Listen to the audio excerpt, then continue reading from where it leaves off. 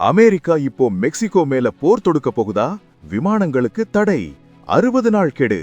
Trump போட்ட அந்த ஒரு நோட்டம் இப்போ உலகத்தையே அதிர வச்சிருக்கு. சமீபத்துல தான் வெனிசுலா அதிபரையே அமெரிக்க ராணுவம் அதிரடியா கைது செஞ்சாங்க. இப்போ அடுத்து யாருன்னு எல்லாரும் யோசிச்சுட்டு இருக்கும்போது தான் இந்த நியூஸ் வந்திருக்கு.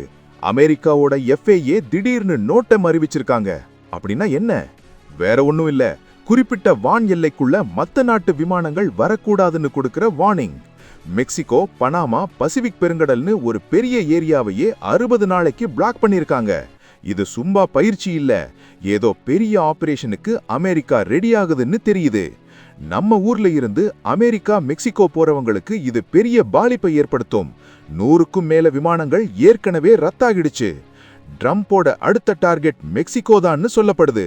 காரணம், அங்க இருக்கிற போதைப்பொருள் கும்பல ஒழிக்க போறதா ட்ரம்ப் சூசகமா சொல்லியிருக்காரு. ஏற்கனவே கிரீன்லாண்ட கைப்பற்ற துடிக்கிற அமெரிக்கா இப்போ மெக்சிகோ எல்லையில ராணுவத்தை குவிச்சிருக்கிறது சாதாரண விஷயம் இல்ல. சர்வதேச அரசியல் நோக்கர்கள் இத பார்த்து நடுங்கி போயிருக்காங்க. அடுத்த 60 நாள்ல என்ன வேணா நடக்கலாம். இது வெறும் மெக்சிகோ பிரச்சனை இல்ல, உலக நாடுகளுக்கு இடையிலான அதிகார யுத்தம். 3ஆம் உலகப் போர் மெக்சிகோவில இருந்து ஆரம்பிக்குமா? ட்ரம்போட இந்த அதிரடி நடவடிக்கை சரியா தப்பா? உங்களோட கருத்தை சொல்லுங்க. இந்த முக்கியமான செய்தியை மறக்காம ஷேர் பண்ணுங்க.